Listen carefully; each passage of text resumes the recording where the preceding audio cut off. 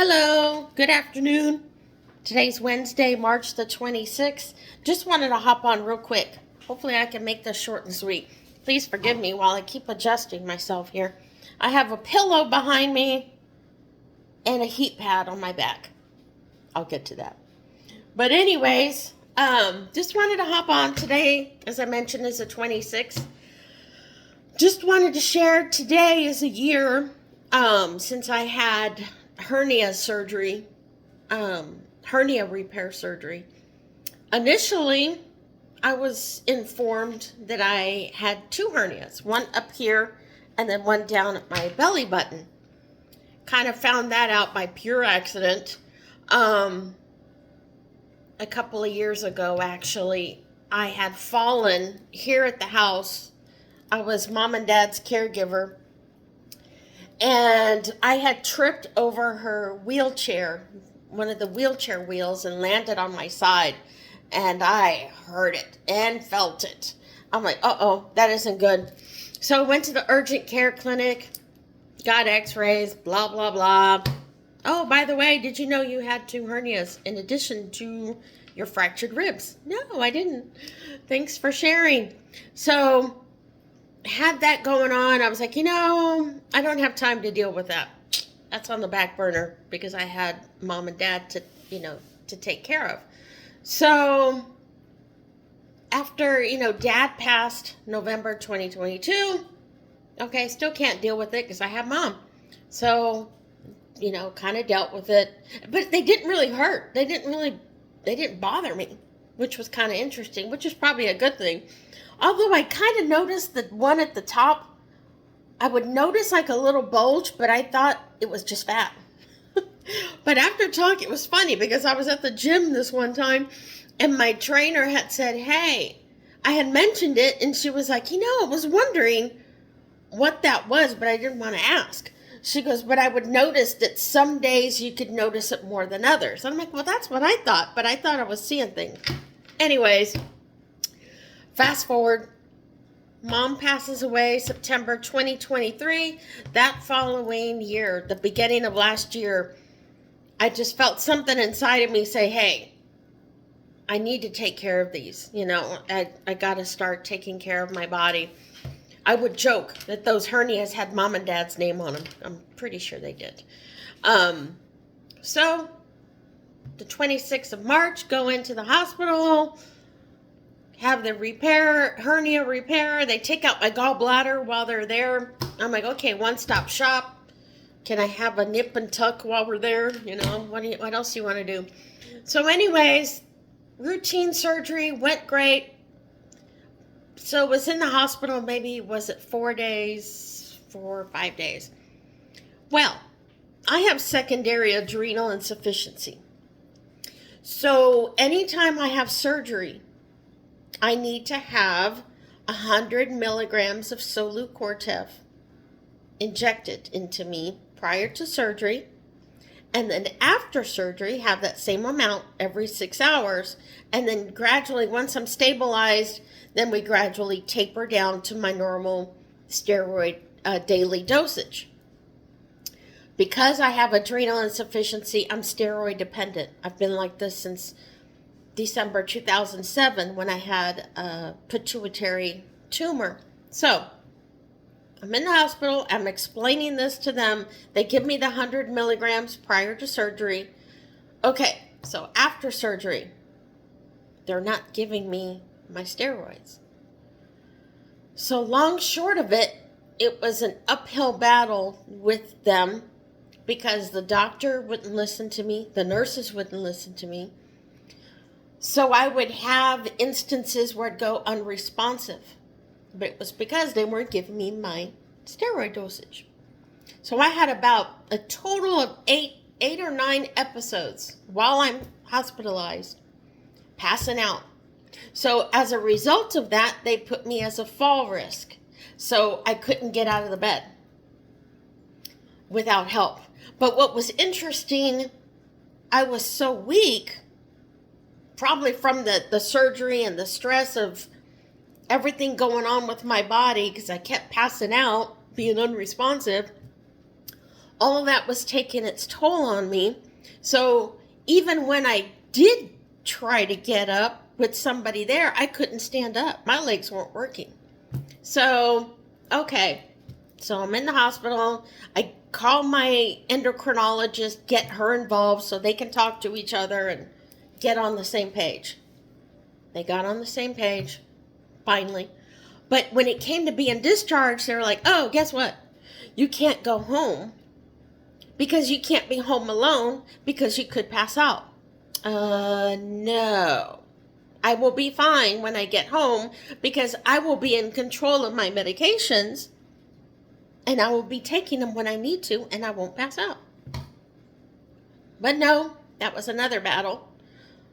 They were like, no, you need to go to a skilled nursing facility for physical therapy. In hindsight, okay. Because granted, I couldn't get out of bed during that time that I was in the hospital. So I wasn't getting up. I wasn't getting any physical therapy, any exercise. I was just there. So, okay. I'm pissed. I'm upset, but it was out of my control. So they give me a list of facilities that are covered by my insurance. Funny enough, I recognize one of them because my mom was admitted to one of those rehab facilities a couple of years back prior to that, and I existed there with her every other day. I was there all day. So I'm like, okay, well, I know this facility. I know how they work. I know the people, all that. I guess if I got to go somewhere, I'll pick that one. So I remember it was Easter weekend. It was on a Friday when I was admitted. I was super pissed. I was in pain, for one thing, at that particular moment when I'm getting transferred over there. I'm in pain, excruciating pain. I'm pissed. I'm just all around not good, in a good headspace. So they admit me, yada, yada. So that whole weekend was just torturous because, well, it was longer than that, but I was I couldn't move. Again, they had me at a fall risk, so there was no getting out of bed without anybody knowing about it. I had to tell them everything, hey, I want to go, to the restroom or whatever. I want to do this, I want to do that. I mean, I could barely move, really. Even if I wanted to turn over, I was in so much pain from the hernia surgery, because I didn't mention, initially they said I had 2 hernias, but after surgery, they're like, oh, by the way, there were 3 additional ones in between. So 1 up here, 1 down on my belly button, and 3 more in the middle. So yeah, so needless to say, it was a quite extensive hernia repair surgery. So all that to say, it was I couldn't move very well. So I think that I ended up, that was on a Friday. That was Good Friday. In my head, I'm thinking, okay, well, you just need me to I got to do physical therapy. Once I accomplish complete the physical therapy, I can go home. So in my head, I'm thinking, okay, just give me, I'll be out of here in no time. Give me a couple of days and start now. I was in denial and I was under drugs. So that was probably another reason why I wasn't thinking clearly. Anyways, so I was there for 18 days. Way longer than I was thinking. I'm like, just the weekend, I'll be out Monday. So during that time, I ran into the same obstacle of the physicians there and the nurses not dispensing my steroids again in a timely manner. So guess what happens? Yeah, I'm passing out again. So we had more episodes of that. Again, having to get my endocrinologist involved. She calls, they get on the same page. Once that happened, once we got beyond that, let's do this physical therapy, because in the beginning, as I mentioned, I couldn't move. As I mentioned before, again, my mom was there, I was there with her. So Funny thing is, they put me in the same room that my mom was in. Okay. So that was a little weird. But it had a good view. If there was anything good about that room, it was a bigger room, and I was by myself, and I had a nice view. Big old window. Okay. You have to try to find the good things. But it was a tough pill to swallow because I was the one in bed. So it was almost like I had an out-of-body experience. I'm looking at myself, but I'm not seeing me. I'm seeing my mom, the way my mom was when she was there. You know, you're in a vulnerable position because you're at the mercy of somebody else. Again, I couldn't get up in the beginning. I was trapped in that bed. And they weren't going to let me out. So I was at their mercy for everything. And that made me even more pissed. I'm like, okay, this cannot be happening right now. Having to call them for every little thing, and it was just it was very humbling because I was so vulnerable. I was so vulnerable, and I would get upset, and I would cry, and I would just like, this is not good. So, had to do that. Had to go through that. So once I was able to physically be able to get up from the bed and transfer myself to the wheelchair and, get around, I'm like, okay, all right, I'm getting there. Baby steps. I'm getting there because I need to get out of here. I need to bust out of this place. So did everything I was supposed to do. Once I was able to get up, we did the physical therapy, of course, knocked that out. But it was I was there 18 days, I think I mentioned. Very humbling. It was a lot to take in, again, because I'm seeing my mom, so I'm kind of dealing with that. Trying to make sense of what is happening right now. Trying to make sense of, my surroundings, why I'm there. How can I bust out? I mean, name it. All these thoughts running through my head. But I did what I was supposed to do. I did my therapy. Okay, time to go home. 18 days later. Then it came time, okay, I'm going to get to go home. And I'm thinking, okay, funny enough, I was going to need like a walker. I was still going to need some sort of mobility aid when I came home. Well, funny enough, I kept Mom's rollator walker and her shower bench in our back storage in the cuartito. So I'm like, okay, well, I have that. Well, because rewind, I kept them. I kept those things because I'm thinking, okay, I don't feel right throwing them away. You're giving them away, just not that I throw them away. I would donate them. But I didn't feel like I needed to do that yet because I'm thinking, somebody might need them. Maybe somebody in the family or somebody that I know. Well, little did I know it was going to be me that was going to need the rollator and the shower bench, which that shower bench, I could use that right now. Trust me. That thing was very nice. Just to sit in the shower, in the bathtub on that. I might need to bust that out again. But anyways, I ended up using those when I came home because I still couldn't really move very well. Obviously, from my surgery, that was going to be a long recovery period. So I work for helping our seniors. We provide caregivers to seniors to assist with non-medical daily activities. So funny enough, my boss is like, well, guess what? I'm going to send a caregiver to you, to your house. I'm like, oh, no, you're not. Again, denial. So she sends a caregiver. That was like one of the best things. Because I truly needed it, even though I was in denial, but I knew deep down I needed it because I was having to learn all over again, how to maneuver around with, because I had these drain holes literally on each side of me by my ribs. I had holes in me with these drains, these long tubes, and at the bottom of the tubes were these little balloons. So they were draining the fluid out. Oh my God, those were so annoying. Okay, they hurt and they were annoying.